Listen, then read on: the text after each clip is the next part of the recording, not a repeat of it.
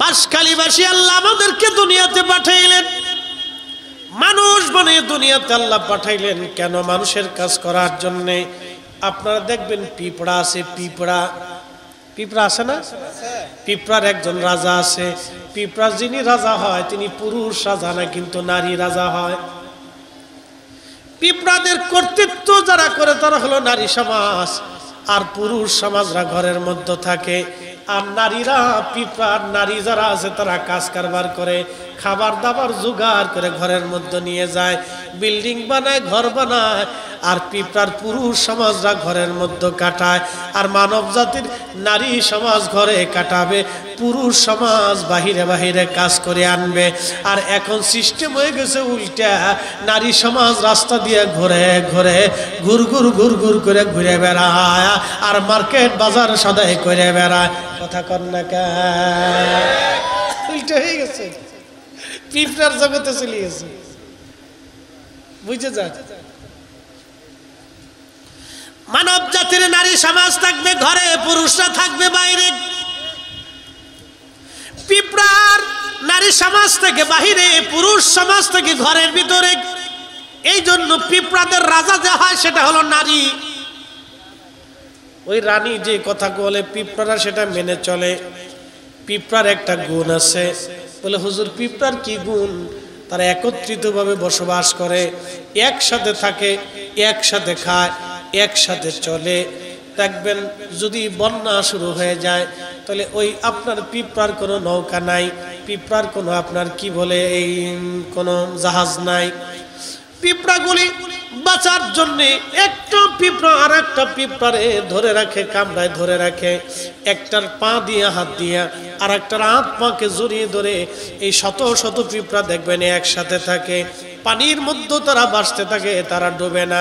তারা জানে আমরা একত্রিতভাবে বসবাস করলে আমরা ধ্বংস হব না, আমরা মরে যাব না, ডুবে যাব না। একমাত্র মানব জাতি তার উল্টা। দেখবেন এই মানব জাতি, আমার আল্লাহ মানব জাতির শিক্ষা দিলেন, দীক্ষা দিলেন, আকল দিলেন, জ্ঞান দিলেন, হেদায়েতের জন্য নবী দিলেন, কিতাব দিলেন, ওলি দিলেন, আলিম দিলেন, উলামা দিলেন, মাদ্রাসা দিলেন, স্কুল দিলেন, বিদ্যালয় দিলেন। এই মানব জাতির শিখানোর জন্য আল্লাহ এত পরিমাণে আল্লাহ সৃষ্টি দিলেন, এত জ্ঞান মেধা বই কিতাব লেখা হলো। তারপরও মানব জাতি পিঁপড়ার মতো হতে পারে নাই। পিঁপড়ারা একসাথে বাঁচে, একসাথে তারা এই বিপদ প্রতিহত করে। আর মানব জাতি দেখবেন এক ভাই বিপদে পড়লে আর এক ভাই আরো বিপদ চাপাই দিয়া তারে ধ্বংস করার জন্য বুদ্ধি করে। কথা কর না কেন? আমরা মানুষ হতে পারি।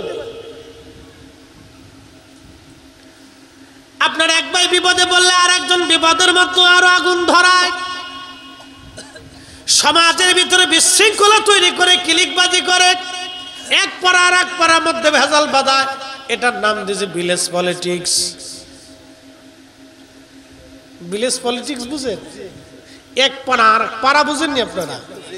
এই পাড়া ওই পাড়া ঝগড়া বাঁধায়, এই পরিবার ওই পরিবারে ঝগড়া বাঁধায়। এটার নাম দিয়েছে ভিলেজ পলিটিক্স। এগুলো কুত্তার চাইতে নিকৃষ্ট। কুত্তারও একটা ধর্ম আছে, শুয়োরেরও ধর্ম আছে, এগুলো কোনো ধর্ম না। নাম দিয়েছে ভিলেজ পলিটিক্স। কিসের পলিটিক্স? গ্রামের মানুষ নিয়ে কিসের পলিটিক্স? পলিটিক্স হলো সেটা গ্রামের মানুষ একসাথে মিলে থাকবে, একসাথে বসবাস করবে, একজনের দুঃখে সবাই দুঃখী হবে, একজনের সুখে সবাই সুখী হবে। এটার নাম হলো পলিটিক্স হওয়ার দরকার। এক গ্রাম আর এক গ্রামে ভেজাল বাঁধাইয়া, এক পাড়া আর এক পাড়ায় ভেজাল বাঁধাইয়া, একজনের মেয়ের বিয়ে হবে মেয়ের বিয়ে ভাঙ্গুরি দিয়া, আরেকজনের ছেলের বিয়ে হবে ছেলের বিয়ের ভাঙ্গুরি দিয়া, আরেক ছেলে বিদেশ যাবে ওর বিদেশ যাওয়া বন্ধ করিয়ে দিয়া, একজনের দোকানের জায়গা দখল করিয়া আরেকজনের সম্পদ দখল করে। এটা পলিটিক্স হতে পারে না। এইগুলো নিকৃষ্ট কাজ, সুরের চাইতেও নিকৃষ্ট। কথা বলেন ঠিক না? নাম দিয়েছে ভিলেজ পলিটিক্স। এটা কোনো পলিটিক্স হলো?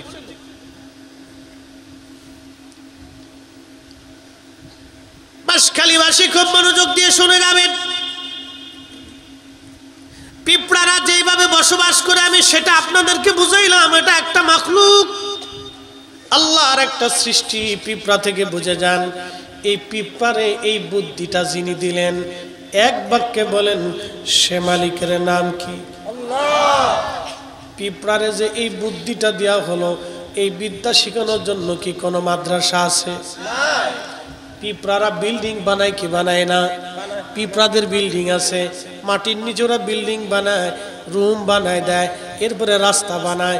পিঁপড়ারও বিল্ডিং বানায়, ওই বিল্ডিংয়ের মধ্যে পিঁপড়ারা থাকে, ওর মধ্যে 6 মাসের খাবার জমা করে। ওইখানে ওদের গোডাউন আছে, খাদ্য গুদাম আছে।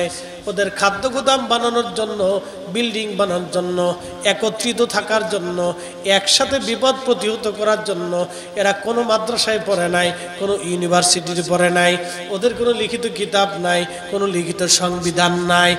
ওই পিঁপড়াদেরকে আমার রব্বুল আলামিন প্রত্যেক পিঁপড়ার কালবের ভিতরে, প্রত্যেক পিঁপড়ার অন্তরের ভিতরে, প্রত্যেক পিঁপড়ার মগজে এই বিদ্যা যিনি দিয়ে দিলেন, এক বাক্যে বলেন তো সেই মালিকের নাম কি?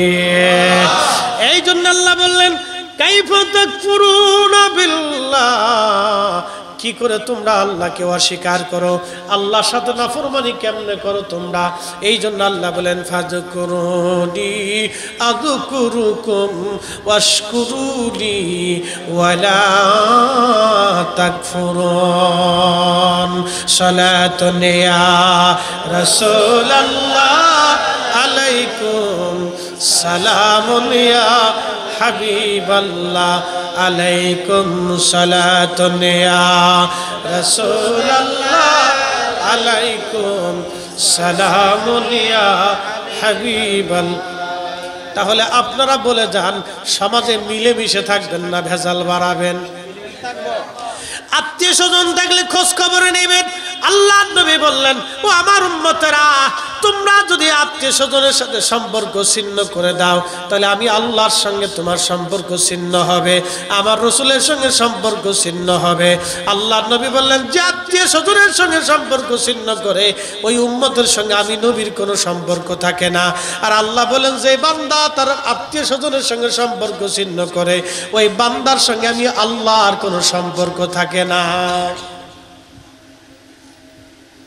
বুঝে তারপরে বাড়ি যাবেন। কিন্তু আমরা প্রতিবেশী ঝগড়া করি। আল্লাহ নবী বলেন, আমার উম্মত, তোমার ঘরের মধ্যে তুমি তরকারির ঝোল, যখন তরকারি রান্না করো, ঝোল তুমি বাড়ায় দাও। সাহাবা একরাম বলেন, হুজুর ঝোল কি জন্য আমরা বাড়াবো? আল্লাহ নবী বলেন, ঝোল এই জন্য তোমরা বাড়াবা, তোমার প্রতিবেশীদেরকে তোমার তরকারির সঙ্গে অংশগ্রহণ করাও, তোমার খাবার থেকে তোমার প্রতিবেশীদেরকে খাবার দাও। আমরা নিজেরা খাই, প্রতিবেশীর খোঁজ খবর নেই না, এই জন্য আমাদের দূরত্ব বেড়ে যায়। আমাদের উচিত প্রতিবেশীদেরকে নিয়ে একসাথে খাওয়া, একসাথে থাকা, তাদের অসুবিধায় ভোগ করা, তাদের সুখে সুখী হওয়া, দুঃখে দুঃখী হওয়া। প্রতিবেশীর মেয়ের বিয়ে হলে ব্যবস্থা করে দেওয়া, ছেলে বিদেশ যাবে ওর জন্য সুন্দর ব্যবস্থা করে দেওয়া, অসুস্থ হলে তার সেবা করা, ডাক্তার দেখানো, খোঁজ খবর নেওয়া, এটা ছিল আমাদের দায়িত্ব। কিন্তু ইসলাম এত সুন্দর শিক্ষা দেওয়ার পরেও এই মানব জাতি বুঝতে চেষ্টা করে না। একটা পিঁপড়ার আল্লাহ যে জ্ঞান দিয়েছে, সেই জ্ঞান আমাদের মধ্যেও আসলো না, হায় আফসোস। অথচ আমরা আশরাফুল মাখলুকাত, মানব জাতি, আল্লাহর কোরআন বলতেছে, কুনতুম খায়রা উম্মাতিন উখরিজাত লিন-নাসি তা'মুরুনা বিল মা'রুফি ওয়া তানহাউনা আনিল মুনকার। তোমরা সর্বশ্রেষ্ঠ জাতি, তোমাদের মতো এত বড় শ্রেষ্ঠ জাতি আমি আল্লাহ দেই নাই। ও আমার আখির নবীর উম্মতেরা, তোমরা সর্বশ্রেষ্ঠ জাতি। আল্লাহ শ্রেষ্ঠত্ব দিলেন কেন? আখির নবীর উম্মত আমরা শ্রেষ্ঠ। মিলেমিশে থাকাটা এটা আল্লাহ রসুলের প্রকৃত সুন্নাত। খালি পাগড়ি মাথায় দিয়ে রাস্তায় হাঁটার নামই কিন্তু সুন্নত না। শুধু লম্বা জুব্বা গায়ে দিয়ে হেঁটে হেঁটে রাস্তা দিয়ে হাঁটলাম, এটাই সুন্নত আদায় হয়ে গেল, তা কিন্তু না। প্রতিবেশীরা মিলেমিশে থাকা, খোঁজখবর নেওয়া, তার সুখে সুখী হওয়া, সুন্দর পরামর্শ দেওয়া, সৎ বুদ্ধি দেওয়া, অসৎ বুদ্ধি না দেওয়া, তার অসুস্থতায় পাশে থাকা, তার সেবা করা, ডাক্তার দেখানো, তার অসুস্থ দুর্বলতা, আর্থিক দুর্বলতা থাকলে তার ব্যবস্থা করে দেওয়া, এগুলি আর আমাদের দায়িত্ব। আল্লাহর নবী আমাদেরকে দায়িত্ব দিয়ে গেছে, এগুলি আমরা দেখভাল করব, মিলেমিশে থাকব। প্রিয় উপস্থিতি, হযরতে সালমান ফারসি রাদিয়াল্লাহু আনহু বললেন, বহু বছর ধরে আমি আগুনের পূজা করলাম। একদিন আমার আব্বাজান আমাকে বললেন, সালমান, আমাদের অমুক জায়গায় অনেক বড় খেজুরের বাগান আছে, জমিন আছে, তুমি একটু দেখভাল করে আসো। আমি রওনা করলাম। আমি আব্বার একটা মাত্র সন্তান ছিলাম, খুব আদরের সন্তান। সালমান ফার্সি খুব সুন্দর মানুষ ছিলেন, সুন্দর চেহারার অধিকারী ছিলেন, খুব সুন্দর চেহারার অধিকারী। এমনি দেখবেন ইরানের মানুষেরা এমনিতেই সুন্দর, তারপরেও তিনি সুন্দর চেহারার অধিকারী ছিলেন। যুবক সালমান ফার্সি বলতেছেন, ইয়া রাসূলুল্লাহ, ইয়া হাবিবাল্লাহ, আমি চলে গেলাম। যাওয়ার পরে আমি লক্ষ্য করলাম একটা গির্জা রাস্তার পাশে। খ্রিস্টানদের তখনও ইসলাম আসে নাই, তখন ইসলাম আসে নাই। সালমান ফার্সি হায়াত পেয়েছিলেন 250 বছর। ইসলাম আসারও প্রায় 200 বছর আগের কথা চলতেছে। একবার জোরে বলা যাবে কি মারহাবা। 250 বছর করে হায়াত পেয়েছিলেন, 250 বছর। এত লম্বা হায়াত খুব কম ছিল মানুষের। খুব শক্তিশালী সুঠাম দেহের অধিকারী ছিলেন, খুব সুদর্শন যুবক ছিলেন যৌবনকালে। তো জমি জমা দেখতে যাওয়ার সময় দেখে একটা গির্জা, খ্রিস্টানদের গির্জা, মুসলমানদের মসজিদ। তো তখন ইসলাম আসে নাই, আল্লাহর হাবিব তখনও প্রিয় নবীজির শরীয়তের বেলাদাত হয় নাই। তো সালমান ফার্সি রাদিয়াল্লাহু আনহু বলতেছেন, আমি যাওয়ার সময় দেখলাম গির্জা এক পাদ্রী বসে বসে কি যেন বলতেছে। গির্জার মধ্যে এক পাদ্রী কি যেন বলে। আমি খুব চিন্তিত, ব্যাপার কি, গির্জার মধ্যে লোকটা কি বলে।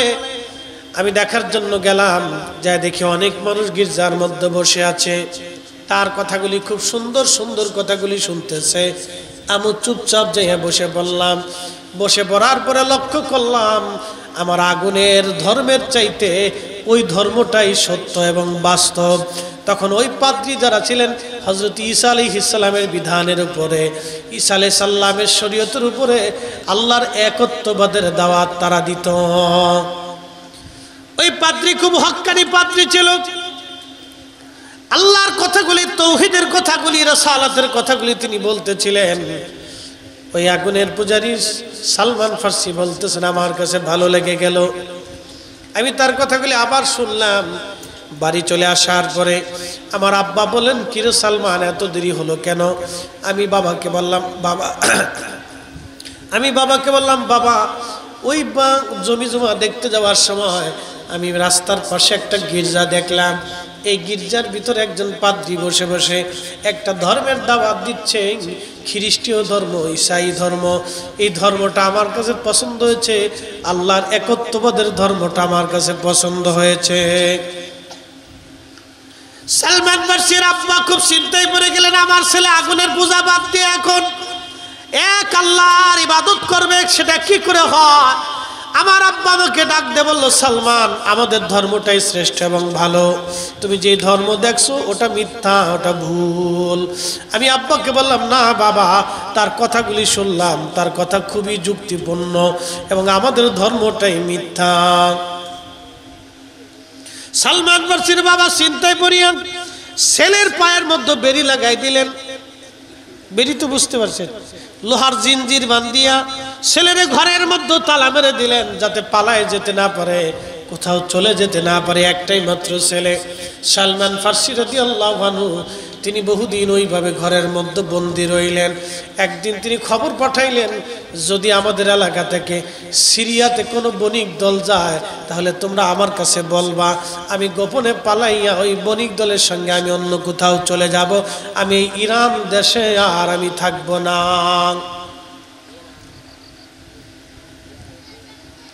সময় সুযোগ অনুযায়ী তিনি সিরিয়ায় পালিয়ে চলে গেলেন। সিরিয়ায় যাওয়ার পরে তিনি এক গির্জার ভিতরে উঠলেন। গির্জার ভিতরে উঠার পরে ওই পাদ্রী তিনি খেদমত করতে লাগলেন বহুদিন। লক্ষ্য করলেন পাদ্রীটা খুব অসৎ প্রকৃতির ছিল। মানুষেরা সোনা দানা টাকা পয়সা যা দান করত, ওই পাদ্রীটা সিন্ধুকের মধ্যে ভরিয়া গির্জার নিচে মাটির মধ্যে সে পুঁতে রাখতো। সে গরিব মানুষে দিত না, দান সৎকার করতো না। সালমান ফার্সি রাদিয়াল্লাহু আনহু বহুদিন ওই গির্জায় রইলেন। এরপরে ওই পাদ্রী মারা যাওয়ার পরে লোকদেরকে ডাক দেয়া বলেন, ও লোকেরা, তোমরা যেন অনেক বড় হুজুর মনে করতা, পাদ্রী মনে করতা, বুজুর্গ মনে করতা। এই লোকটা তোমাদের সম্পদাদি চুরি করিয়া সোনা দানা সব ওই যে গির্জার ভিতরে মাটির নিচে ওই পাতিলের মধ্যে করে জমা করে রাখছে। এরা খুশি উঠায় দেখে সত্যি সোনা দানা ভর্তি পাতিল। বলতেছে আমরা তো এইগুলি দিয়েছিলাম দান করার জন্য, সে কি দান করে নাই? বলে না। তখন ওই পাদ্রীরে তারা মুর্দা দেহ পাদ্রীটারে শুলের মধ্যে চড়াইয়া তারা পাথর মারতে লাগলো। সালমান ফার্সি বলেন আমি ওইখান থেকে রওনা দিই আর একজন পাদ্রীর কাছে গেলাম। সেই পাদ্রীটা অত্যন্ত বুজুর্গ ছিল এবং আল্লাহওয়ালা ছিল, দুনিয়া বিরাগী একজন জাহিদ ছিল। 24 ঘন্টা আল্লাহর ইবাদতে আল্লাহর জিকিরে ফিকিরে ওই পাদ্রী কাটাই দিত। ওই পাদ্রীর কাছে আমি বহুদিন পর্যন্ত রইলাম। অনেক দিন পর্যন্ত থাকার পরে পাদ্রী মারা যাবে। জিজ্ঞেস করলাম হুজুর আপনি তো মারা যাচ্ছেন, আমার হাকিকতটা আপনি ভালো করেই জানেন। আমি আল্লাহ পাওয়ার জন্য সুদূর ইরান থেকে আমি মাজুসি ছিলাম, আগুনের পূজারী ছিলাম। আমার বাবার জমিদারিগুলি সব কিছু ছেড়ে দিয়ে কোটি কোটি টাকার সম্পদ ছেড়ে দিয়ে আমি এক আল্লাহ পাওয়ার জন্য গির্জায় গির্জায় ঘুরতেছি। আপনি মারা যাবেন এমন একজন পাদ্রীর সংবাদ আপনি দিয়ে দেন, যার কাছে গেলে আমি বাকি জীবন আল্লাহ পাওয়ার সাধনায় কাটাই দেব। এ শোনেন, আপনারা যারা ওলি আল্লাহদের সোহবতে যান, পীর মুর্শিদের সোহবতে যান, তারা শুনে রাখেন এই সোহবত আগেও ছিল। সালমান ফার্সি বলতেছেন এক পাদ্রীর গির্জাতে আমি বহু বছর কাটাইলাম তার খেদমতে। সেখান থেকে আর এক পাদ্রীর কাছে গেলাম, সেখানেও বহু বছর তার খেদমতে কাটাইলাম। এই জন্য আল্লামা জালালউদ্দিন রুমি রহমতুল্লাহ আলাইহি মসনবির মধ্যে লিখেছেন, এক জমানে সোহবতে বাউলিয়া বেহতর সদ সলে তাত বেরিয়া খাক সমর দানে হক রাজিরে পা খাক বরসর কুন হাসদ রাহম সোমা দিদানে দানা ইবাদত ইবাদ ফতহ আবওয়াব সাদত ইবাদ। আল্লামা রুমি বলেন দুনিয়ার মানুষ আল্লাহর ওলিদের সোহবতে এক মুহূর্ত কাল কাটানো রিয়াহিদ 80 বছর ইবাদতের চাইতো দামি। চিৎকার মেরে জোরে বলেন আল্লাহু আকবার। ও জমানার মানুষ, যদি তোমরা কোনো অলির দরজা পাও ওই অলির বারগাহে তার মাটির মধ্যে চুমা লাগাও। যদি কোনো অলি পাও তার চেহারার দিকে তোমরা তাকাও। যত সময় তাকাইবা তোমার আমলনামা শুধু নেকি চলতে থাকবে। দিদানে দানা ইবাদত ইবাদ ফতহ আবওয়াব সাদত ইবাদ। আল্লাহর কোরআন বলতেছে ইয়া আইয়ুহাল্লাযীনা আমানুত্তাকুল্লাহা ওয়া কুনু মা'আস সাদিকিন। হে ঈমানদার, আমি আল্লাহকে ভয় করো। শুধু ভয় করলেই হবে না, তুমি যাও তোমার জমানায় কোনো সাদিক পাও কিনা, কোনো ওলি পাও কিনা, কোনো বুজুর্গ পাও কিনা। আমি আল্লাহর কোনো বন্ধু তুমি যদি পাও তুমি তার সোহবতে যায় বসো, তুমি তার সোহবতে যাও, তুমি তার বরগাহে যাও, তুমি তার দরগাহে যাও, তুমি তার দরবারে যাও, তুমি তার সোহবতে বসো, তুমি তার সঙ্গী হয়ে যাও, তুমি তার অনুকরণ অনুসরণ হয়ে যাও, তুমি তাকে ভালোবাসতে থাকো। একবার জোরে বলা যাবে কি মারহাবা? কষ্ট হয় কিরে? ঘুমাইছে না? মাশাআল্লাহ, বাচ্চারা বসে গেছে। গরম তো, আপনাদের গরম লাগতেছে? যদি সাইড দিয়ে ছুটে দেন, না হলে পর্দা উঠাই দেন, কষ্ট হবে। একটু বাতাস টাতাস লাগলে শরীর ভালো লাগবে। এই যে কথাগুলি আমাদের শোনাটা দরকার। সালমান ফার্সি কি বলতেছেন দেখেন, ওনার জীবনীর ভিতরে আসছে, তারিকে আল বেদায়াতে, বহু কিতাবের ভিতরে আসছে। তিনি পাদ্রীদের সোহবতে কত বছর কাটাইছেন দিন শিখার জন্য, আল্লাহ পাওয়ার জন্য। এইভাবে ওনার জীবনে প্রায় 200 বছর পার হয়েছে। সুবহানাল্লাহ কইলেন না? প্রায় 200 বছর পার হয়েছে। 200 বছর ধরে উনি গির্জায় গির্জায় গির্জায় গির্জায় গির্জায় গির্জায় গির্জায় গির্জায় কাটাইছে। সর্বশেষ এক পাদ্রী, নাসিবিনের এক পাদ্রী, ওনার খেদমতে দীর্ঘদিন কাটানোর পরে ওনার ইন্তেকালের সময় হয়ে গেল। তো এমন সময় ওনার উরুর উপরে ওনার মাথাটা ছিল, সালমান ফার্সি রাদিয়াল্লাহু আনহুর উরুর উপরে ওই পাদ্রীর মাথা। উনি মারা যাবেন, এমন সময় সালমান ফার্সি বলতেছে, হুজুর জীবনের বহু সময় আমি আল্লাহ পাওয়ার জন্য গির্জায় গির্জায় আল্লাহর ইবাদতে কাটিয়েছি, অনেক পাদ্রীদের সোহবতে কাটিয়েছি। আপনি আমার জীবনের শেষ ইন্তেকালের সময় ঘনিয়ে গেছে, আপনি আর একটা পাদ্রীর ঠিকানা আমাকে দিয়ে দেন যিনি আল্লাহ ওয়ালা হবে। তো ওই পাদ্রী বলতেছিল, সালমান রে, আমার জানা মতে পৃথিবীতে হক্কানি রাব্বানি কোনো পাদ্রী আর জীবন্ত বেঁচে নাই। হকের উপরে থাকা কোনো পাদ্রী আমার জানা মতে নাই। এই দেখেন আমার দেশে আলেম আছে, সারা পৃথিবীতে 2 কোটি আলেম আছে, প্রায় 2 কোটি। কেউ খারিজি, কেউ নাসিবি, কেউ শিয়া, কেউ মুতাজিলা, কেউ লামাযহাবি, ওহাবি। কি কথা কর না কেন? নজদিদের ভিতরে বড় বড় আলেম আছে না? অনেক বড় বড় মোল্লা আছে, মৌলবি আছে, ডক্টর, শাইখুল হাদিস, মুফতি, অনেক বড় বড় আছে। কিন্তু নজদি, আব্দুল ওহাব নজদির গোলাম, এরা রাসূলুল্লাহর গোলাম না। আপনি ঠিক বললেও ঠিক, না ঠিক বললেও ঠিক। এরা নবীর গোলাম না, এরা আব্দুল ওহাব নজদির দালালি করে। আব্দুল ওহাব নজদি যা বলছে ওরা তাই মানে। রাসূল করিম যাহা বলছে তাহা যদি মানতো তো কাজী হয়েছিল। সাহাবে کرام যাহা করেছে তাহা যদি মানতো তো কাজী হয়ে গেছে। আউলিয়া کرام যাহা করেছে, এই শোনেন, খাজা মাইনুদ্দিন চিশত আজমিরি কোন বেদাতিরে, কোন বদ আকীদাধারীরে আল্লাহ ওলি বানায় না। কি কথা কন না কেন? গাউসে পাক হুজুর মাইজ ভান্ডারী রাহিমাহুল্লাহ, আল্লাহু আকবার, তিনি আল্লাহর ওলি ছিলেন, কোন সন্দেহ আছে? কোন বেদাতিরে, কোন বদ আকীদাধারীরে আল্লাহ ওলি বানায় না। মনে রাখবেন, এটা সারা জীবন মনে রাখবেন। আহলে সুন্নাতুল জামাত ছাড়া কোনো মা ওলির জন্ম দিতে পারে নাই। সুন্নি মুসলমান ছাড়া কোনো মা ওলির জন্ম দিতে পারে নাই, কখনো পারবে না, এটা মনে রাখবেন। হুজুর গাউসে পাক খাজা বাবা আজমেরি, বাবা শাহজালাল ইয়ামানি, বাবা বদর শাহ আউলিয়া,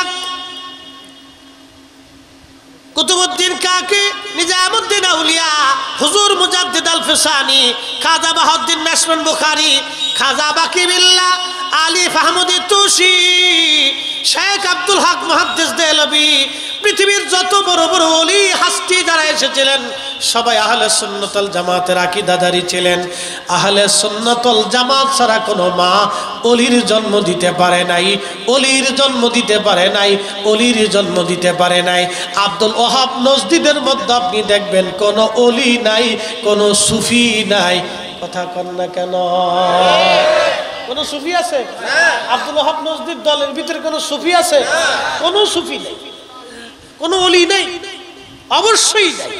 সারা পৃথিবী তন্ন তন্ন করিয়া 7 আসমান জমিন তালাশ করে খুঁজে আপনি একটা দেখাইতে পারবেন না, একটাও পাবেন না। এজন্য সুন্নি জামাত হক, এটা আপনাকে বুঝে কবরে যেতে হবে। এই জন্য রাব্বে কারীম বলছে, ওয়াকুনু মা'আস সাদিকিন, তোমরা সাদিকদের অন্তর্ভুক্ত হও, আমার ওলিদের সোহবতে চলে যাও। আল্লাহর কোরআন বলছে, আনআমাল্লাহু আলাইহিম মিনান নাবিয়্যিন ওয়াস সিদ্দিকিন ওয়াস শুহাদাই ওয়াস সালিহিন। কোরআনের উপরে পৃথিবীতে কোনো দলিল নাই।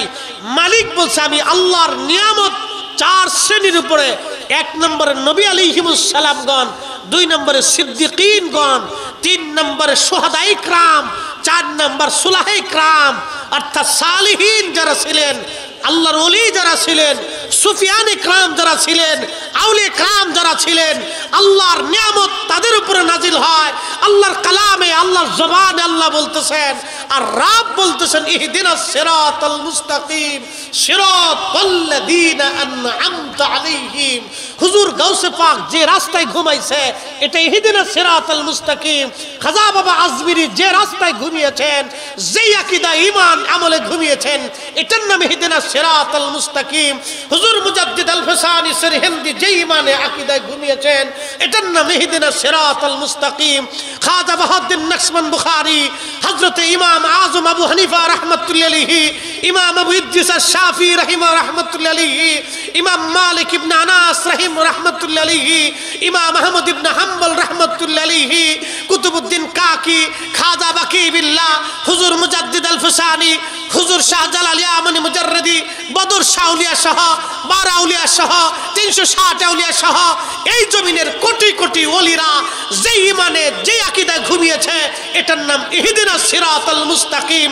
সেটার অপর নামই হচ্ছে আহলে সুন্নাত ওয়াল জামাত। সুন্নিরাই হক, সুন্নিরা হক। আহলে সুন্নাত ওয়াল জামাত ছাড়া যাহা আছে সব বেদাতি বেদাতি বেদাতি বাতিল। কথা কোন ঠিক না? কষ্ট হচ্ছে আপনাদের?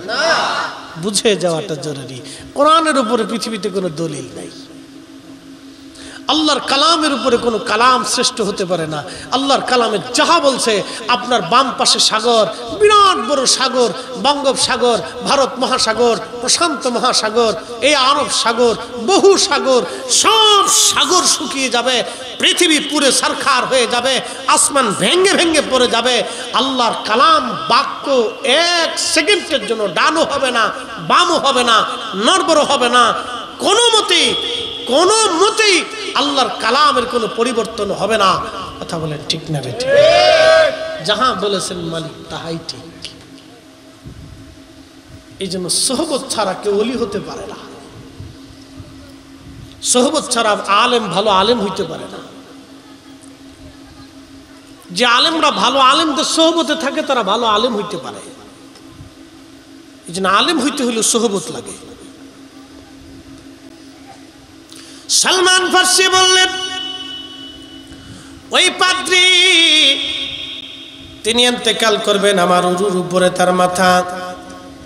বললাম, হুজুর আপনি তো মারা যাবেন, আমার জীবনের শত শত বছর পার হলো, বহু যুগ আমি পার করেছি গির্জায় গির্জায় পাদ্রীর খেদমতে আল্লাহ পাওয়ার জন্য। হুজুর আপনি আমারে শেষ ঠিকানাটা দিয়ে যান, কোথায় গেলে আল্লাহ পাওয়া যাবে? পাদ্রী ডাক দিয়ে বলল, সালমান রে, আমার জানা মতে সারা পৃথিবীতে কোথাও হাক্কানি রব্বানি পাদ্রী নাই। তবে শুনে রাখো, তাওরাত আর জবুর আর ইনজিলের নিদর্শন অনুযায়ী আমার মন বলে এই জমিনে আখিরি নবী রাহমাতুল লিল আলামিনের বেলাদাত জন্ম মোবারক হয়ে গেছে। চিৎকার মেরে জোরে বলেন না মারহাবা।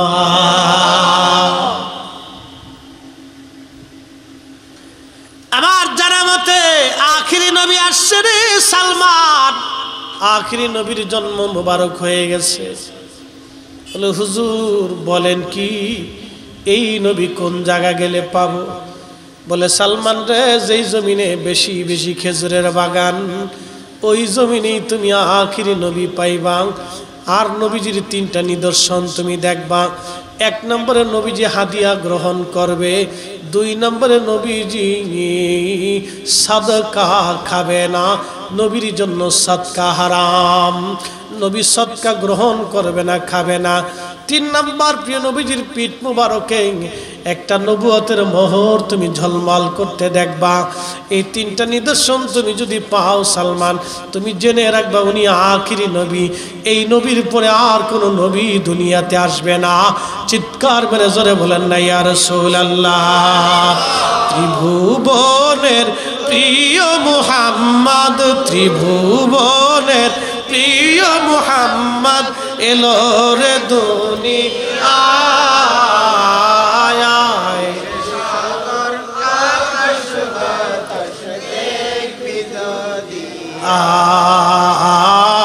আয় রে সাগর,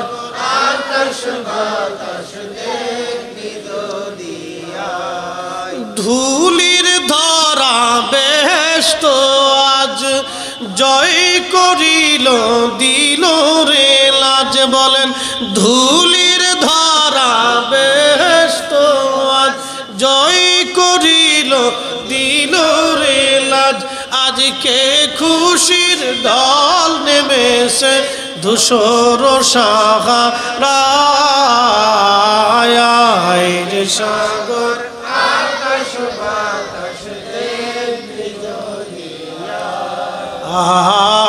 আয় রে সাগর আকাশ বাতাস ত্রিভুবনের প্রিয় মুহাম্মদ, ত্রিভুবনের প্রিয় মুহাম্মদ এলো রে দুনিয়ায় রে সাগর আকাশ বাতাস দেখবি যদি আয় রে সাগর আকাশ বাতাস দেখবি যদি। আল্লাহুম্মা সাল্লি আলা সাইয়্যিদিনা মাওলানা ওয়া আলা আলি সাইয়্যিদিনা মাওলানা।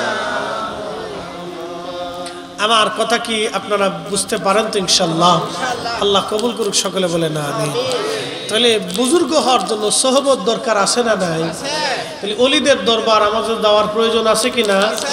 অবশ্যই অলিদের বারগাহে। বলে হুজুর মারা গেছেন, মাজারে যায় কি করব? শোনেন, অলিরা ইন্তেকালের পরেও কবর মোবারক থেকে, মাজার শরীফ থেকে তারা দেখতে পায়। মারহাবা বললেন না? শুধু অলিরা না, আপনি সাধারণ কবরে গেলেও তারা দেখতে পায়। আপনার মায়ের কবরের পাশে দাঁড়াবেন, তারা দেখে, তারা আপনার কথা শুনে, তারা আপনার সালামের জবাব দেয়, তারা আপনার দোয়াগুলি গ্রহণ করে এবং আপনার জন্য কবর থেকেও তারা দোয়া করে। ওলিরা তো আরো ঊর্ধ্বের মাকাম, তাদের মাকাম তো আরো 70 গুণ। আল্লাহু আকবার। ইন্তেকালের পরে ওলিদের মাকাম আরো 70 গুণ বেড়ে যায়। আর সাধারণ মুসলমান তো ইন্তেকালের পরে তারা কবর থেকে দেখে, তারা কবর থেকে দেখে, আপনার সালাম শুনে, আপনার মার জিয়ারাত, জিয়ারাত শব্দের থেকে সাক্ষাৎ। এই জন্য মাঝে মধ্যে কবর জিয়ারতে যাবেন, কবরের পাশে দাঁড়াবেন। আল্লাহর ওলিরা মাজারে চলে গেছে, অসুবিধা নাই। আপনার বাড়ি চট্টগ্রামের বাঁশখালী, চলে যাবেন আপনি মাইজ ভান্ডার, চলে গেলেন আপনি বদর শাওলিয়া, চলে গেলেন আপনি সুদূর সিলেটে বাবা শাহ জালাল আমিনী মুজাররিদি, চলে গেলেন দক্ষিণবঙ্গে খান জাহান আলী, চলে গেলেন সুদূর ভারতে হুজুর গাউসে খাজা বাবা আজমিরি, চলে গেলেন কুতুবউদ্দিন কাকি, চলে গেলেন নিজামউদ্দিন আউলিয়া, চলে গেলেন আপনি পাকিস্তানের লাহোরে দাতাগঞ্জে বখশ রহমাতুল্লাহ আলাইহি, চলে গেলেন আপনি মুজাদ্দিদ আল ফিসারি সেরহিন্দি পাঞ্জাব, চলে গেলেন আপনি হযরত খাজা বাহাউদ্দিন নাশবন্দ বুখারী উজবেকিস্তানের বুখারা নগর। আপনি জিয়ারতে চলে যান, মাজার শরীফের পাশে দাঁড়ান, সালাম আপনি দেন, আল্লাহর ওলি আপনার সালাম শুনবে, সালামের জবাব দিবে। আপনি যা হাদিয়া দিবেন বিনিময়ে আল্লাহর ওলি আপনার জন্য দোয়া করবে। আল্লাহ রাসূল বললেন, আল মারউ মা মান আহাব্বা, দুনিয়াতে তুমি যারে ভালোবাসবা কিয়ামতের ময়দানে তার সঙ্গে তোমার হাসর নাসর হয়ে যাবে। আল্লাহর ওলিদের জিয়ারতে ঘন ঘন যাবেন, তাদের সাথে মোহাব্বত রাখবেন, কিয়ামতের ময়দানে তাদের সঙ্গে হাসর নাসর হবে। যারা ওলিদের থেকে আপনাকে জুদা করতে চায়, বুঝবেন এই সব হলো শয়তানের দালাল। কথা বুঝে যাওয়াটা জরুরি। তাদের সাথে সম্পর্ক রাখবেন। আপনাদের দেশে একজন এমপি বা মন্ত্রী বা ডিসিএসপির সাথে মানুষ সম্পর্ক করতে চায়, কারণটা কি? দুনিয়াবি কিছু ফায়দার জন্য। দুনিয়াবি ফায়দার জন্য যদি একজন মন্ত্রীর সাথে আপনার সম্পর্ক করাটা আপনার জন্য বেশি মনের খায়েশ আসে, তাহলে আখিরাতের ফায়দার জন্য আপনি কেন ওলির সাথে সম্পর্ক করবেন না? আখিরাতের ফায়দার জন্য আপনাকে ওলির সাথে সম্পর্ক করতে হবে, তাদের সাথে মহব্বত রাখতে হবে, তাদের জিয়ারতে ঘন ঘন যাইতে হবে। প্রিয় মুসলমান আমার, খুব মনোযোগ দিয়ে সালমান ফারসি রাদিয়াল্লাহু আনহু বলতেছেন, আমি তার কাছে যখন এই কথাগুলি শুনলাম আমার দিল উজালা হয়ে গেল।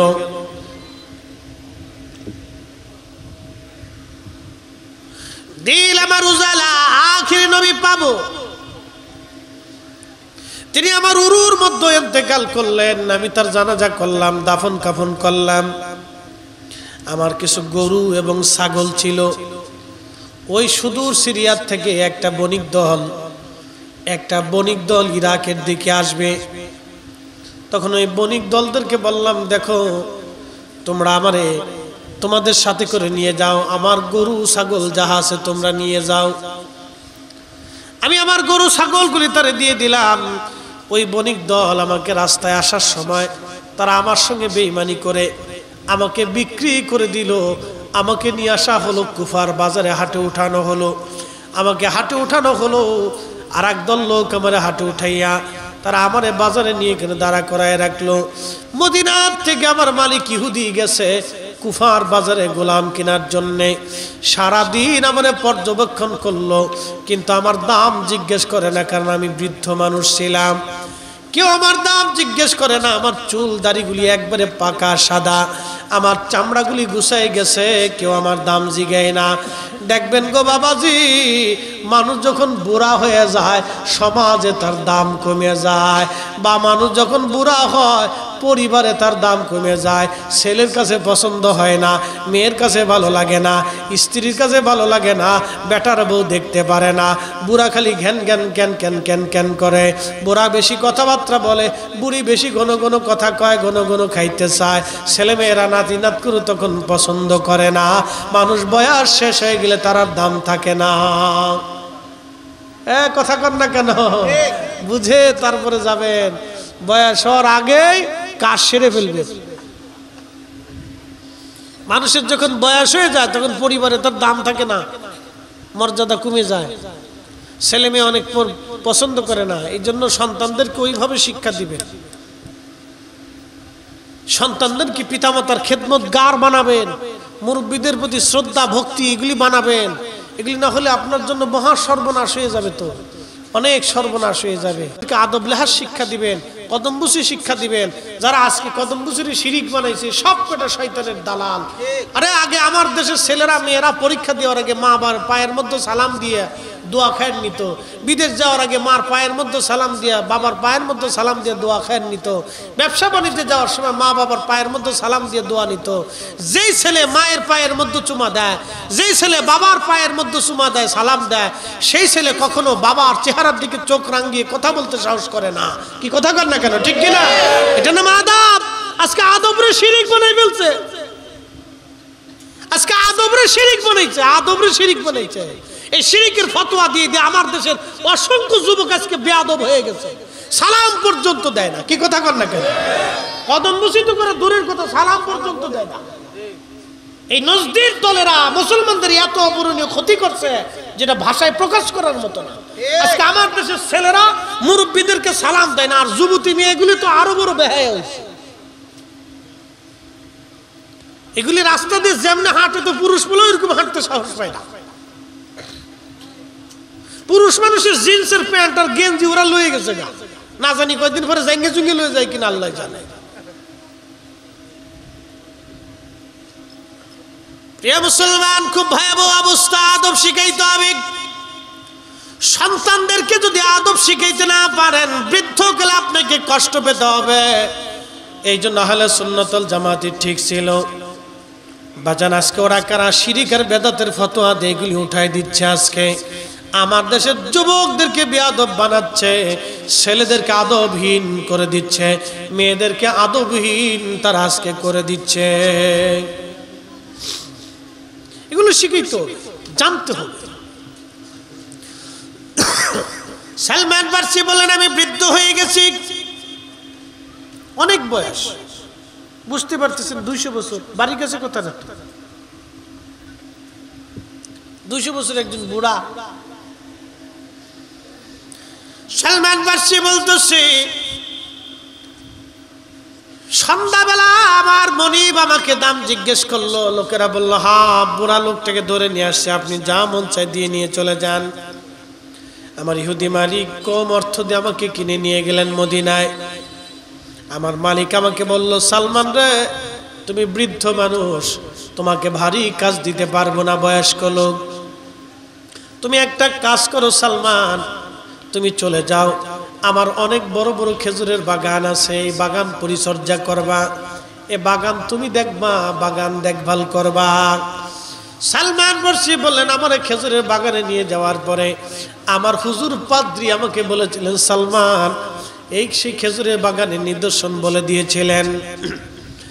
ওই নিদর্শনগুলি আমি দেখার পরে আমি চোখের পানি ছেড়ে ছেড়ে কান্দে আর বলি, আল্লাহ আমার মন বুঝি আখিরি নবীর কদমের ছোঁয়া লাগবে, আমার মন বুঝি ওই নবী পাওয়ার সুযোগ আমার হয়ে গেছে। চিৎকার মেরে বলেন না ইয়া রাসূলুল্লাহ, আল্লাহ আল্লাহ, নবী পাওয়ার জন্য তাদের কত কষ্ট ছিল। এই জন্য আল্লাহ বললেন রাদিয়াল্লাহু আনহুম ওয়া রাদু আনহু যালিকা লিমান খাশিয়া রাব্বা। আল্লাহকে তারা এত বেশি ভয় করত যে আল্লাহ তাদের উপরে রাজি হয়ে গেল, তারাও আল্লাহর উপরে রাজি হয়ে গেল। এই জন্য সাহাবীদের নামের পিছনে রাদিয়াল্লাহু তাআলা আনহু লেখা হয়। এই জন্য সাহাবায়ে কেরামের মর্যাদা আমার আল্লাহ এইভাবে দিয়ে দিয়েছেন, কারণ দিল মন প্রাণ উজাড় করে দিয়ে তারা আল্লাহর নবীর ভালোবাসায় নিজের জীবন ব্যয় করে দিয়েছে। সালমান ফারসি বললেন, আমি বাগানের ভিতরে দাঁড়িয়ে দাঁড়িয়ে কান্দি, আখিরি নবী বুঝি দেশে আসবে। খেজুরের বাগানের নিদর্শনে তাই বোঝা যায়। একদিন খেজুরের গাছের মাথার উপরে আমি কাজ করতেছিলাম, ঠিক এমন সময় আমার মালিক আর মালিকের বন্ধু আর ছেলেরা আসছে আমার গাছের নিচে। আমি খেজুরের গাছের মাথার উপরে গাছ ঝুড়তেছিলাম। আপনাদের এদিকে খেজুর গাছ আছে? এই শীতকালে গাছ কাটে না, রস আসে কিনা? আমার ফরিদপুরে আমাদের অঞ্চলে বেশি খেজুরের গাছ। আমাদের 300-400 খেজুর গাছ ছিল আমাদের ল্যান্ডে, জমিতে। আমার বাপদাদার অনেক ল্যান্ড ছিল, অনেক জমি, 400 একর সম্পত্তির মালিক ছিল আমার বাবার দাদা, অনেক ল্যান্ডের মালিক। তো খুব মনোযোগ দিয়ে, তো ওই আমাদের 400-500 খেজুরের গাছ ছিল। এগুলো শীতকালে মাঝিরা ঝুড়তো, তো রস আসতো, অনেক খেজুরের গুড় এগুলো ছিল আমাদের এক সময়। এগুলো এখন আর আমরা একটু ঝামেলা করি না, কি বিরাট ঝামেলা, কষ্ট। তো যাই হোক, তো সালমান ফারসি রাদিয়াল্লাহু আনহু বলতেছেন, আমরা খেজুরের গাছ পরিষ্কার করতেছিলাম, ঝুড়তেছিলাম। এমন সময় মালিক নিচে আসছে। নিচে মালিক আসার পরে মালিকের বন্ধু দুইজনে বসে বসে গল্প করে। একজন আরেকজনকে বলতেছে, শুনছিস আমাদের এলাকায় আখির নবী আসছে, মুহাম্মদ নামে একজন নবী আসছে। একসাথে বলবেন না মারহাবা। ইহুদিরা আগে থেকেই মুসলমানের দুশমন, এরা খুব নিকৃষ্ট। তো মনোযোগ দিয়ে, তো ইহুদি দুটি গল্প করে, শুনছো মুহাম্মদ নামে এক নবী এসেছে, হাতে বলে আখিরি নবী, এই আবু মেজবানের রাসূল আইয়ুব আনসারী রাদিয়াল্লাহু আনহুর বাড়িতে এতে বলে আসছে, শুনছস নি? এতে এই নবী হাসাহাসি করতেছে, দুষ্টুমি করতেছে। তো সালমান ফারসি বলতেছেন, আমি গাছের মাথা, আমার শরীরে কাঁপুন ধরে গেল, খুশির আতিশয্যে আমি আর স্থির থাকতে পারতেছি না, মন হচ্ছে আমি গাছ থেকে পড়ে দিতেছি। একসাথে বলবেন আল্লাহু আকবার। রসুল আসছে। আচ্ছা বলেন তো, আল্লাহর নবী যদি আপনাকে স্বপ্ন দেখায় বলে, পাগল রে তাড়াতাড়ি মদিনায় আয়, কি করবেন আপনি বলেন তো? জমি জমা যা আছে সব বিচ্ছে কিচ্ছে হইলো, শরীর রক্ত বিক্রি করে হইলো আপনি মদিনায় যাওয়ার লেগে পাগল হয়ে যাবেন। কি কথা কন না কে? কোন আশিকে রসুল স্থির থাকতে পারবে না, নিজেকে আর কন্ট্রোলে রাখতে পারবে না, মদিনা যেতেই হবে। আমার রসুল, আমার মনিব আমাকে ডাকতেছে, গোলামকে ডাক দিছে। তো সালমান ফারসি বলতেছে, আমি গাছে স্থির থাকতে পারতেছি না, আমার রসুলের কথা শুনে আমি পাগল পারা হয়ে গেছি, আমি কেমনে নবীর কাছে যাব?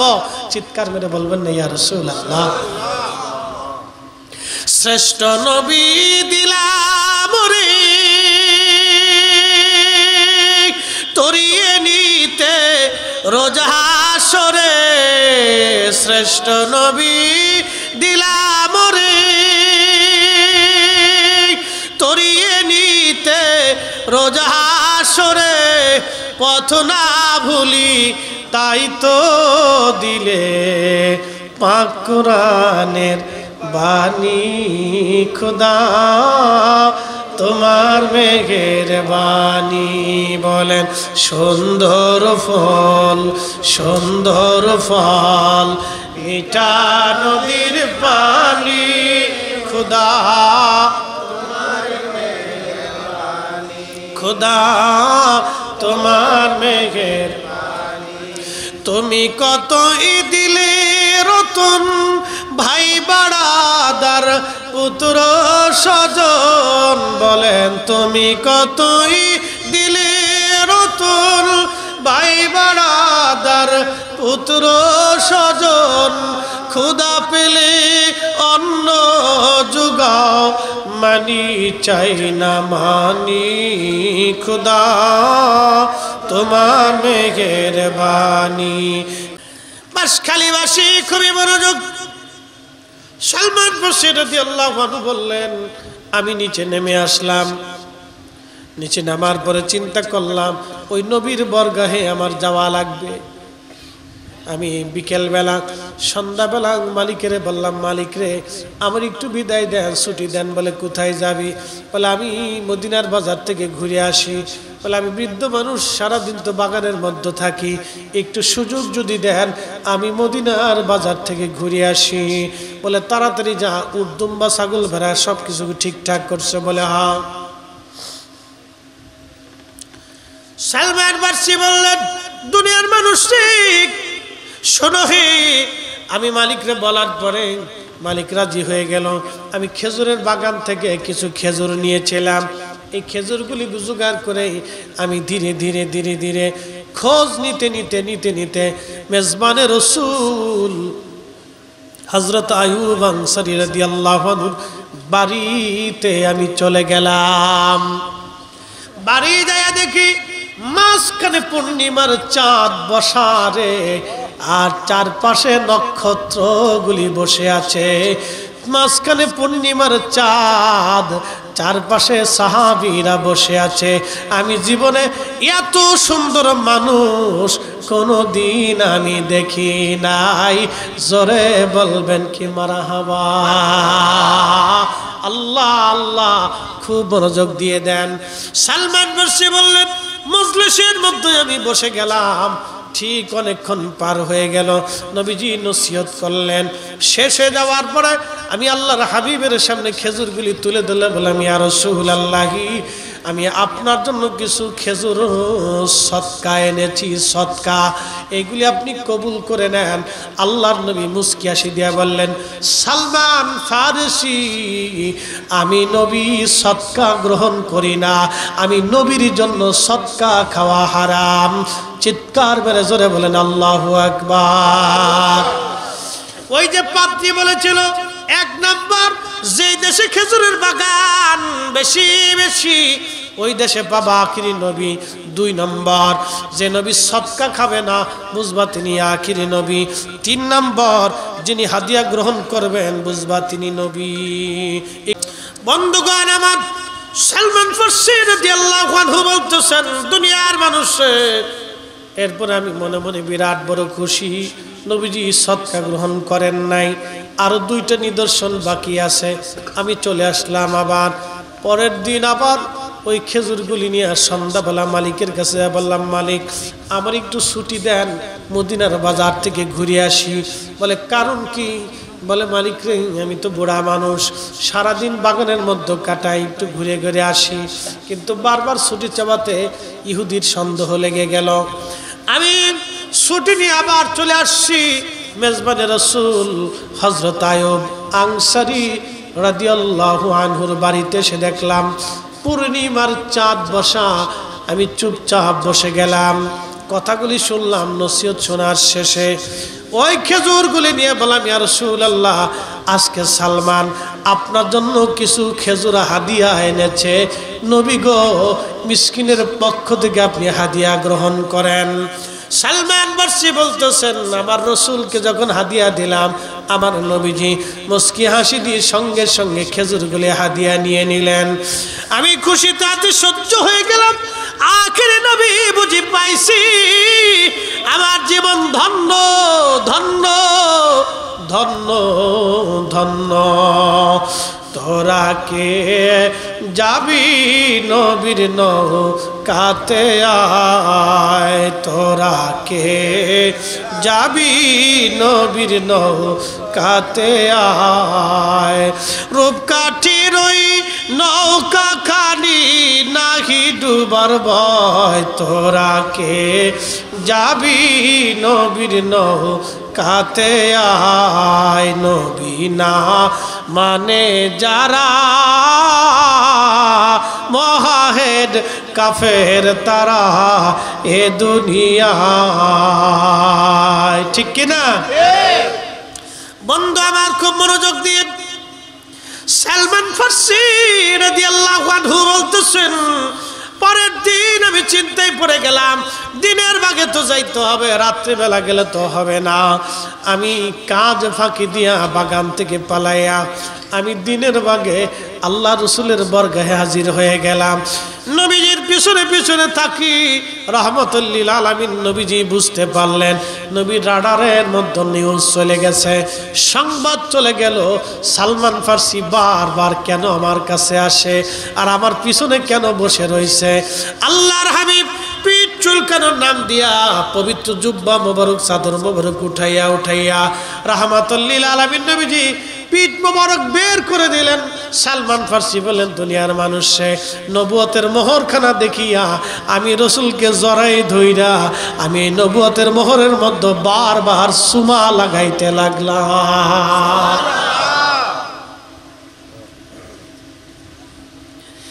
আমি নবুয়তের মোহরে চুমা লাগাই আমি চোখের পানি ছেড়ে ছেড়ে কাঁদতেছি,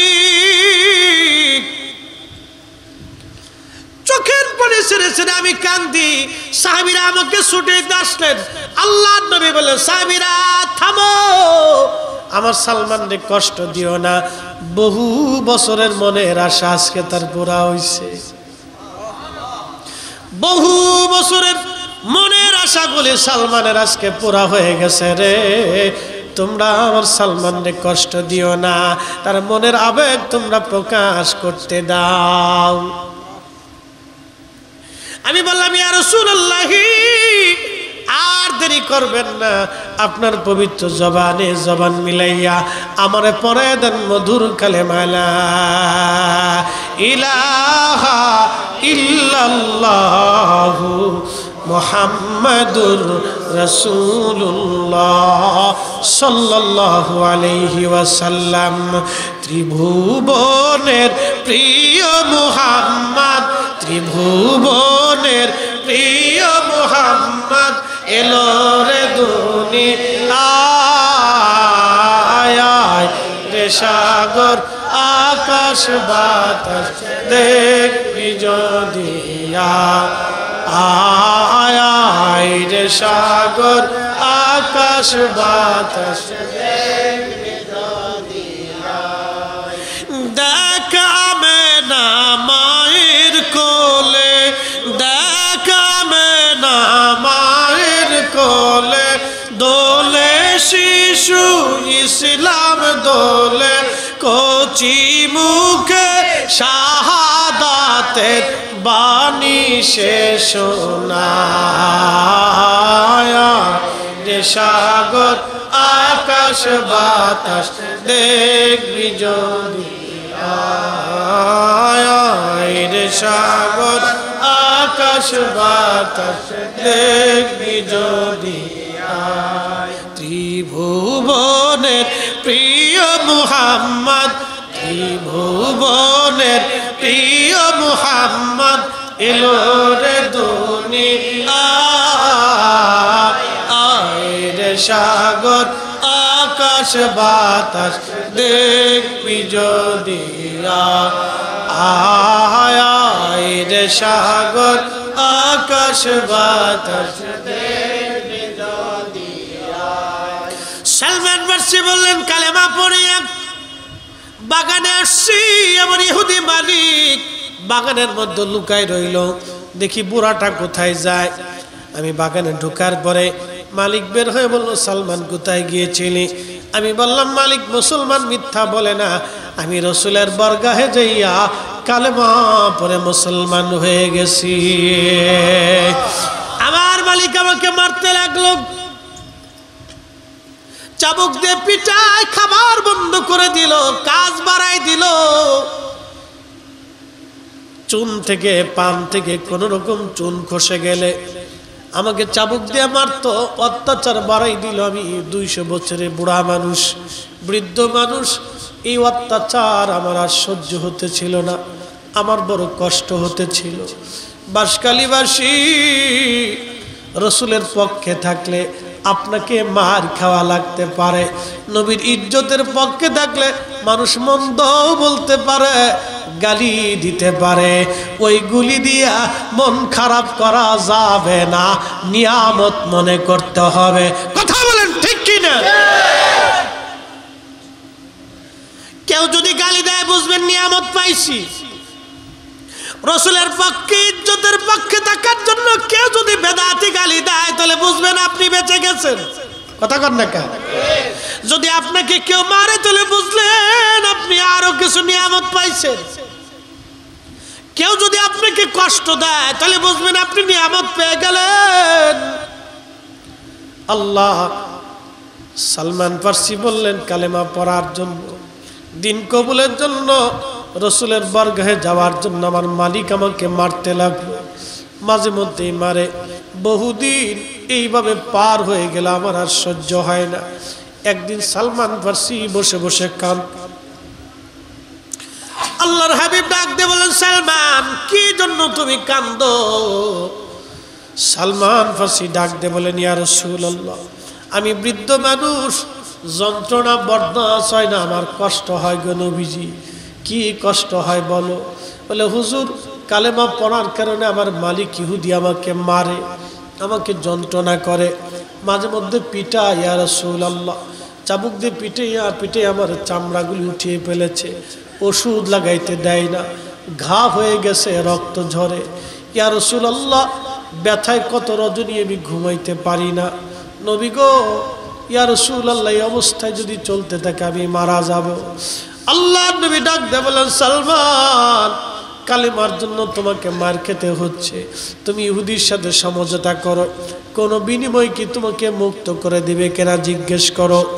সালমান ফার্সি যা বললাম, মালিক কোনো বিনিময় কি আপনি আমাকে আজাদ করে দিবেন কিনা বলেন।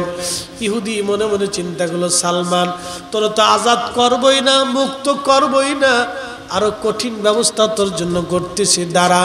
ডাক ডাকা, সালমান তোমারে আজাদ করে দিতে পারি, শর্ত আছে। 400 খেজুরের গাছ তোমরা লাগাইবা, একটা খেজুরের গাছ যদি মরিয়া যায় শর্ত বাতিল হবে। একটা খেজুর গাছে যদি 1 বছরে ফল না ধরে শর্ত বাতিল হবে। 1 বছরে ফল ধরতে হবে, 1 বছরে একটা গাছ মরতে পারবে না। 1 বছরে 400 খেজুর গাছের 400টা ফল ধরতে হবে। কোনো বর্ণনায় 300 খেজুর গাছের কথা আসছে। 300 আর 400 যাই বলেন, খেজুর গাছ লাগাই দিতে হবে। একটা গাছ যদি মরে যায় শর্ত বাতিল। একটা খেজুর গাছে খেজুর যদি 1 বছরের না ধরে তার শর্ত বাতিল। খেজুর গাছে কখনো 1 বছরে ফল ধরে না, কোনো খেজুর গাছে 6 বছর লাগে, কোনোটা 8 বছর লাগে, কোনোটা 12 বছর লাগে, 1 বছরে ফল আসে না। সালমান ফার্সি রাদিয়াল্লাহু আনহু কেঁদে কেঁদে বলেন, ইয়া রাসূলুল্লাহ, এত কঠিন শর্ত আমার মালিক আমারে দিছে, নবী গো এই শর্ত পালন করা আমার পক্ষে সম্ভব না। আল্লাহর নবী ডাক দিয়ে বলে, সালমান তোমার শর্তগুলি কি দিছে বলো। সালমান কেঁদে কেঁদে বলেন, ইয়া রাসূলুল্লাহ, আমার মালিক আমারে ডাক দেখো, 400 খেজুর গাছ লাগাইতে হবে। 1 বছরে যদি একটা খেজুর গাছ মারা যায় শর্ত বাতিল। 1 বছরে একটা খেজুর না ধরলে শর্ত বাতিল হয়ে যাবে। হুজুর আমার মন বলে গোলামির বন্ধন থেকে কোনোদিন আমি আর মুক্ত হতে পারবো না। আল্লাহর নবী মুস্কি হাসি দেয়া বলে, সালমান রে যাও, তুমি মালিক রে যা বলো শর্তে আমি রাজি। বলে, হুজুর আমার পক্ষে সম্ভব না, একে তো আমি দাস, কি তো দাস, 400 খেজুর গাছ আমি কোথায় পাবো? আর 1 বছরে খেজুর ধরবেও না, খেজুর গাছ 2-4টা তো মারা যেতেই পারে। আল্লাহর নবী ডাক দেয়া বলেন, সালমান রে তুমি যা বলো শর্তে রাজি, আমি নবী নিজে হাতে তোমার খেজুরের গাছ লাগাই দেব। বনের যত পশু গণ ভক্তি কর তুই 2 চরণ। বনের যত পশু গণ ভক্তি করতই দুই চরণ মেঘমালা ছায়া দিত গায় গো নবীজি কোন সাধনে পাইব তোমায় আমি কোন সাধনে পাইব তোমায় গো নবীজি গোলামেরে দেখা দিবেননি। বাঁশখালীবাসী সালমান ফারসি রাদিয়াল্লাহু আনহু তিনি মালিকের যা বলেন ইহুদিরে তোমার শর্তে রাজি। ইহুদি মনে মনে কয় আজকে পাইছি, খেজুরও নেব গাছও নেব তোরও ফিরাবো। আহা ইহুদি জানে না রাহমাতুল লিল আলামিন চিনে নাই, ইহুদি চিনে নাই। হরিণে চিনেছে, গাছে চিনেছে, জমিন চিনেছে, আসমান চিনেছে, মানব জাতি নবী চিনে নাই। সব মাখলুক নবী চিনল, শুধু মানব জাতি নবী চিনে নাই। এই জন্য আল্লাহ রাসূল বললেন ওমান আহাব্বানি আহাব্বাহুল্লাহ, যে আমাকে ভালোবাসলো সে আল্লাহকে ভালোবাসলো।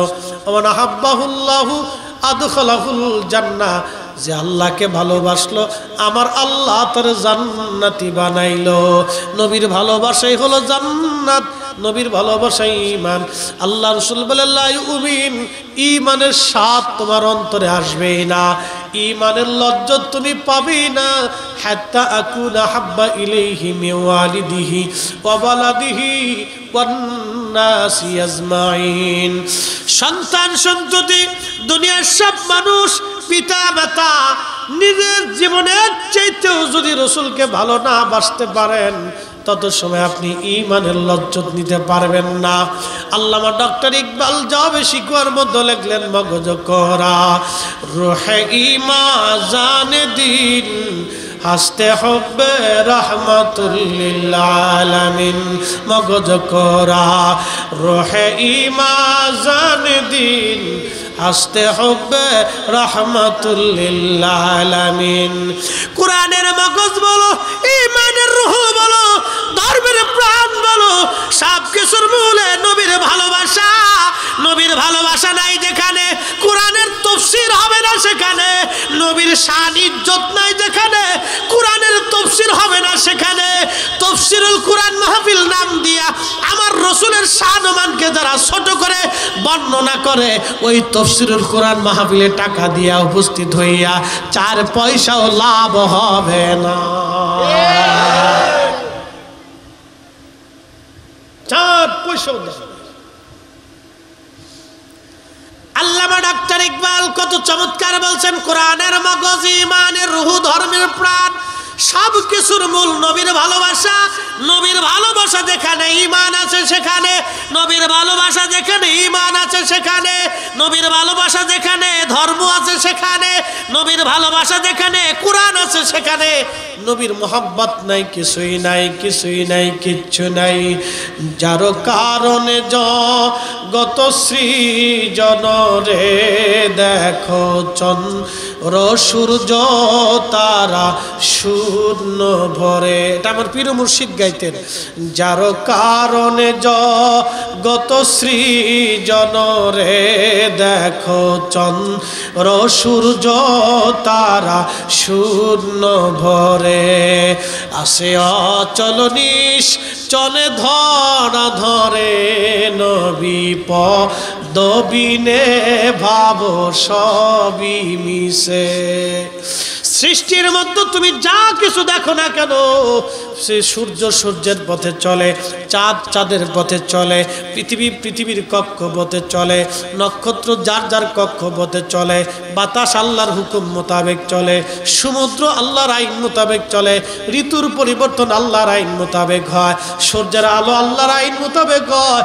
আমার পীর মুর্শিদ বলতেছে বাবারে, যা কিছুই হোক না কেন নবীর কদম ছাড়া সব মিথ্যা, নবী খুশি ছাড়া সব মিথ্যা। নবী যদি রাজি না হয় জীবন বরবাদ হয়ে যাবে। নবী রাজি, আল্লাহ রাজি। নবীর গোলামি আল্লাহর গোলামি, নবীর দল আল্লাহর দল, নবীর পক্ষ আল্লাহর পক্ষ, নবীর ইজ্জত আল্লাহর ইজ্জত, নবীর ইজ্জত আল্লাহর ইজ্জত, নবীর শান আল্লাহর শান। নবীর শানে যাদের শরীর চুলকায়, নবীর ইজ্জতে যাদের ভালো লাগে না, নবীর শানে যার কলিজায় প্রশান্তি আসে না, ও মুসলমান হতে পারে না। হাত উঁচা করে বলেন ঠিক না বেঠিক? নারে তাকবীর, আল্লাহু আকবার, নারে রিসালাত, নারে গাউসিয়া, আল্লামা জহিরুল ইসলাম ফরদি সাহেব জিন্দাবাদ। এ মুসলমান, খুব মনোযোগ দিয়ে বাশখালীবাসী সালমান ফার্সি রাদিয়াল্লাহু আনহু বললেন, সাহাবীরা খেজুরের গাছ এনে দিতে লাগলেন। মদিনাতে যদি যান তাহলে সেই সালমান ফার্সির খেজুরের বাগান এখনো আছে, কিন্তু সেই গাছ নাই। সেই গাছের বংশধর আছে, বাগান এখনো আছে। আল্লাহু আকবার। আল্লাহর নবীজি সাহাবীরা খেজুরের গাছ এনে দিতে লাগলেন। প্রিয় নবীজি নিজ হাতে খেজুরের গাছ লাগাইলেন। 499 399টা খেজুরের গাছ আল্লাহর নবী নিজে লাগাইলেন।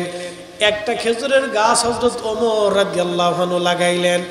হযরত ওমর বলেন, হুজুর একটা খেজুরের গাছ আমি লাগাবো। নবী মুস্কি হাসি দিয়ে বলেন, হ্যাঁ লাগাও। হযরত ওমর যেই গাছটা লাগাইলেন, কয়েকদিন পরে সেই গাছটা টইলে গেছে। টইলে বুঝছেন নি আপনারা? পানি না দিলে গাছ এরকম ঝিমে যায় না, মরে যায় না? তো ওই গাছ এরকম মরে যাইতেছে। সালমান ফার্সি দৌড়ে এসে বলেন, হুজুর সব গাছে জিন্দা আছে, কিন্তু ওমর যেই গাছ লাগাইছে সেই গাছ মরে যাচ্ছে। আল্লাহর নবী দৌড়ে যাইয়া ওই গাছ উঠে নবী নিজে হাতে লাগাই দিলেন। 400 গাছের 400 গাছই এক বছরে বাঁচলো। 400 গাছে খেজুর ধরলো এক বছরে। একবার জোরে বলবেন কি ইয়া রাসূলুল্লাহ? চিৎকার মেরে জোরে বলেন আল্লাহু আকবার। আর জোরে বলেন আল্লাহু আকবার। নবীর ইজ্জতে আল্লাহ তার আইন পরিবর্তন করে দিল। এক বছরে খেজুর হয় না, 12 বছরে, 10 বছরে, 8 বছর, 6 বছর পরে খেজুর হয়। আল্লাহ তার আইন পরিবর্তন করে দিয়া এক বছরে শিশু খেজুর গাছে আল্লাহ খেজুর ধরাই দিল। একটা খেজুর গাছও মরল না। হযরত ওমর যেটা লাগালেন সেটা মরে যাইতে লাগলো। হযরত ওমরের খেজুর গাছ যদি সেই দিন বাইসে যাইতো, তাহলে আজকের ওহাবিরা বলতো নবীও যা ওমরও তা। নবীও মানুষ, ওমরও মানুষ। কি কথা কন না কা? এই সুযোগটা আল্লাহ দেয় নাই, আল্লাহ দেয় নাই, আল্লাহ দিবে না।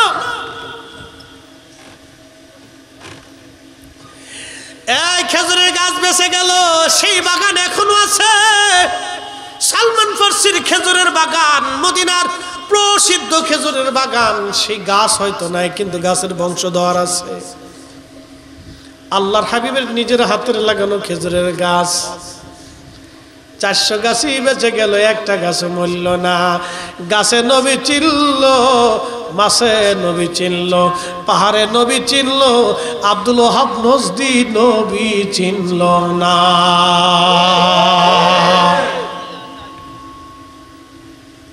এই জন্য বাঁচলেও রসুলের পক্ষে, মরলেও রসুলের পক্ষে। আল্লাহ আমাদেরকে নবীর পক্ষে থাকার তৌফিক দিক। সকলে বলে বাবাজি, রসুলের পক্ষে থাকার জন্য দলিল লাগে না, নবী ইজ্জত করার জন্য দলিল লাগে না। বলে হুজুর কারণ কি? রসুল তো নিজেই হুজ্জত, আল্লাহর নবী নিজেই দলিল। কথা কন না কেন? রসুল কারীম নিজে কি দলিল, আল্লাহর পরেই তিনি দলিল। কোরআন বলতেছে, ইয়া আইয়ুহাল্লাযীনা আমানু আতিউল্লাহ আতিউল্লাহ ওয়া আতিউর রাসূল।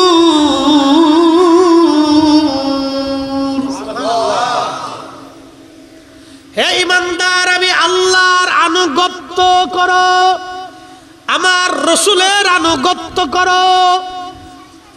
আতিউন শব্দটা আল্লাহর বেলায় যেমন, আমার রসুলের বেলায় তেমন। আল্লাহকে যেইভাবে আনুগত্য করবা, রসুলকে সেইভাবে আনুগত্য করবা। আল্লাহর জন্য যেইভাবে জীবন দিবা, নবীর জন্য সেইভাবে জীবন দিবা, আল্লাহর দলে যেইভাবে থাকবা, রাসূলের দলে সেইভাবে থাকবা। একসাথে জোরে বলেন না মারহাবা। মাইয়ুতির রাসূল ফাকাদ আতা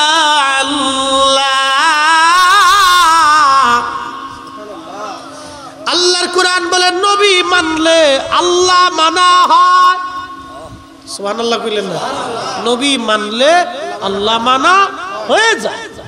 নবীর গোলামি করলে আল্লাহর গোলামি হয়, নবীর দল করলে আল্লাহর দল হয়, নবী তাজিম করলে আল্লাহ তাজিম করা হয়, নবীর শান গাইলে আল্লাহর শান গাওয়া হয়, নবীর স্মরণ করলে আল্লাহর স্মরণ হয়ে যায়, নবীর সুন্নত মানলে আল্লাহ মানা হয়, নবীর চরিত্র মানলে আল্লাহর চরিত্র মানা হয়, নবীর কষ্ট দিলে আল্লাহকে কষ্ট দেওয়া হয়। আমার নবীর শানে বিয়াদবি করলে আল্লাহর শানে বিয়াদবি হয়। এই জন্য নজদিদের সঙ্গে সুন্নিদের তফাৎ হলো এই জায়গা, ছোট্ট কোনো তফাৎ না, আসমান আর জমিন ফেরাক। ঠিক কি না? আসমান আর জমিন ফেরাক, আসমান আর জমিন ফেরাক। এটা আমি বুঝাইতে পারবো না আপনাকে। আসমান ও জমিন ফেরাক, আসমান ও জমিন ফেরাক, আসমান ও জমিন ফারাক। নজদিদের সাথে সুন্নিদের আসমান জমিন ফারাক। আমরা রাসূল কারীমের পবিত্র জুব্বা মুবারকের একটু সুতা মুবারক পাইলেও ধন্য। কি কথা কন না? আল্লাহর হাবিবের পবিত্র জুব্বা মুবারকের একটু সুতাও যদি আমরা পাইতাম, এই সুতাকে যে তাজিম আমরা করতাম, আল্লাহু আকবার, আল্লাহু আকবার। কারণ আমরা জানি আল্লাহ রাসূলের পবিত্র সুতা মুবারক। কি কথা কন না কেন? ঠিক কিনা? আল্লাহর নবীজি যে জুতা মুবারক ব্যবহার করছেন, ওই জুতা মুবারক যদি আমরা পাইতাম, এটা আমাদের জীবনের সবচেয়ে বড় নিয়ামত মনে করতাম। আরে প্রিয় নবীর জুতা যদি আমাদের কাছে এত দামি হয়, তাহলে সুন্নিদের কাছে নবী কত দামি। কি কথা কন না কেন? নবী কত দামি। আর আব্দুল ওয়াহাব নজদিদ দলের এক মুহাম্মদ রাসূলুল্লাহ কাদ মাতা, মুহাম্মদ মরে গেছে, মুহাম্মদের আর কিছুই নাই। সৌদি আরবের মুন্সি মোল্লা যেগুলি আছে দেখবেন মতুয়া রওজা শরীফের পাশে দাঁড়া কে আজি আল্লাহ আল্লাহ আজি চলে যা চলে যা, মুহাম্মদ কাদ মাতা, মুহাম্মদ মরে গেছে, এখানে কিচ্ছু নেই। বলেন তো রাসূল যেখানে থাকে সেখানে নাই কি? কি আছে বলেন? নবী যেখানে আছে সেখানে আল্লাহ আছে, আর আল্লাহ যেখানে আছে সেখানে নাই কি? সবই তো আছে। রাসূল যেখানে সেখানে সব আছে, নবী নাই যেখানে সেখানে কিচ্ছু নাই। কি কথা কন না কেন? এই জন্য যারা বলতেছে মুহাম্মদ খিদমত আল্লাহর হাজি হাজি হাজি ইয়া হাজি আল্লাহর আল্লাহর, সেরে যা সেরে যা হাজি সেরে যা, এর কিচ্ছু নেই। ওখানে আপনি দোয়া করবেন, আস্তে করে আপনার কাবার দিকে ঘুরাই দেয়। আচ্ছা বলেন, কাবা বড় না নবী বড়? আস্তে বলেন, জোরে বলেন। কাবা কি স্রষ্টা না সৃষ্টি? আল্লাহর মহা সৃষ্টির ভিতরে রাসূলের চাইতে দামি সৃষ্টি আর কিছু আছে? আছে? একসাথে বলতে হবে, একসাথে জিম দিলে হবে না। আছে? নবীর চাইতে দামি কিছু হতে পারে? তাহলে কাবা শরীফের চাইতে আমার রাসূলের দাম বেশি, তো হাজিরে কাবার দিকে ঘুরাই দিচ্ছে, বলে কাবার দিকে ফিরে মোনাজাত কর। রাসূলের দিকে ফিরে মোনাজাত করিস কেন? নবী কি তোকে দিবে নাকি? এখন আমি যদি বলি তো কাবা কি আমাকে দিবে নাকি? দিবে তো কাবার মালিক, আমাকে দিবে তো রাসূলের মালিক। আমি আমার রাসূলের দিকে ফিরে মোনাজাত করলে আমি আল্লাহ কবুল করে নিবে, আল্লাহ মঞ্জুর করে নিবে। আমি রাসূলের কাছে চাই না, আমি তো চাই আল্লাহর কাছে। রাসূল আমার উসিলা, নবী আমার মাধ্যম। নবীর কারণে আল্লাহ আমাদেরকে দিয়ে দেয়, নবীর কারণে আমাদের ইজ্জত বেশি হয়েছে, নবীর কারণে রমজান পেয়েছি, কদর পেয়েছি, ঈমান পেয়েছি। হায়াত হবে কম, নেকি হবে কম, জান্নাতে যাব সবার আগে, জান্নাতে যাব সবার আগে। এই সব নবীর কারণে, নবীর কারণে, রাসূলের কারণে, রাসূলের কারণে এই উম্মতের এত দাম হাসরের ময়দানে হবে। আরশে মুআল্লার নিচে নূরের মিম্বরে, নূরের চেহারা নিয়ে, নূরের মিম্বরে তারা আরশে মুআল্লার নিচে বসে থাকবে। অন্যান্য নবীরা ঈর্ষা করবে, শহীদরা ঈর্ষা করবে, ডাক দিয়ে বলবে ইয়া রাব, এরা কারা? আল্লাহর নবী বলে এরা আমার আখির নবীর উম্মত, একজন আরেকজনকে আল্লাহর জন্য ভালোবেসেছিল, আল্লাহর মহাব্বতে আল্লাহ আমার ওলি আমার বন্ধুদেরকে মহাব্বত করেছিল। আমি আল্লাহ তাদেরকে আজকে আসরের ময়দানে আরশে মুআল্লার নিচে নূরের মিম্বরে নূরের চেহারায় বসে রাখছি। নবীরা পর্যন্ত এই উম্মতের মর্যাদা দেখে ঈর্ষা করতে থাকবে। ঈসা আলাইহিস সালাম পৃথিবীর শেষে আসবে, ইমাম মাহদী আলাইহিস সালাম হেরেমের পাশে দাঁড়িয়ে হযরতে ইমাম মাহদী ঈসা আলাইহিস সালামকে বলবেন, হুজুর আজকে আপনি নামাজ পড়ান। ঈসা রুহুল্লাহ আলাইহিস সালাম বলেন, মাহদী এই উম্মতের পিছনে নামাজ পড়তে এসেছি, ইমামতি করার জন্য আসি নাই, তুমিই দাঁড়াও, আজকে তোমার পিছনে আমি ঈসা ইক্তেদা করব। এই উম্মতের শ্রেষ্ঠত্ব দেখেছেন, এই উম্মতের ব্যক্তির পিছনে ঈসা নবীর মতো জলিলুল কদর নবী হওয়া সত্ত্বেও তিনি এই নবীর উম্মত হয়ে পৃথিবীতে এসে এই নবীর উম্মতের পিছনে ইক্তেদা করবে। এই নবীর উম্মতের দাম রসুলের কারণে হয়েছে। তাহলে রসুলের কারণে উম্মতের দাম যদি এত হয় তো রসুলের দাম কত? ওই নবীর ইজ্জতের চাদর নিয়ে, ও নবীর মহান সম্মান নিয়ে যারা ছোট সিনিমিনি খেলবে, আল্লাহি বিল্লাহি তাল্লাহি সে যেই হোক, এক সেকেন্ডের জন্য আমরা তাকে মানব না, মানতে পারি না। হাত উঁচা করে বলেন ঠিক না বেঠে? আল্লাহ কবুল করুক, সকলে বলেন আমিন।